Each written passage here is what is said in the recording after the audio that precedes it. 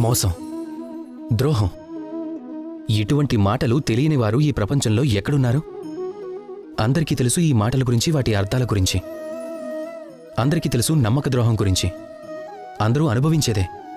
కానీ మీరు ఎప్పుడైనా ఆలోచించారా అలా ఎందుకు చేస్తారు అని? దానికి కారణం ఏమిటి అని? దానికి కారణమే ఆశ. చీకటి గుహలోకి వెళ్ళి ఆశను వ్యక్తం చేస్తూ ఇక్కడి అంధకారం లేకుంటే బావుండు అంటే తమరి ఆశ ఏమాత్రం నెరవేరదు. అలాగే మీరు సముద్రంలోకి దిగి ఆశను వ్యక్తం చేస్తూ మీరు తడవకూడదంటే అందులో సముద్రం తప్పేమీ లేదు. అసలు తప్పంతా తమరి ఆశలోనే ఉంది. ఒక ముఖ్యమైన విషయాన్ని గుర్తుంచుకోండి. మనిషి మనిషిని మోసం చేయడు. మనిషిని మోసగించేది తన ఆశలే. అవి అనుచితమైతే జరిగేది మోసం.